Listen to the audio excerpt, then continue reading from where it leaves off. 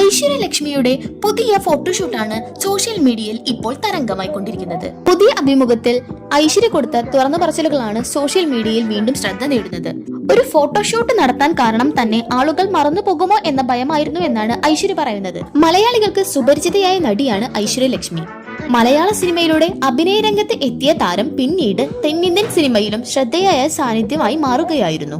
ഇതിനിടെ താരം തന്റെ സോഷ്യൽ മീഡിയ അക്കൗണ്ടുകൾ ഡിലീറ്റ് ചെയ്തതും വലിയ ചർച്ചകൾക്ക് വഴിയൊരുക്കി.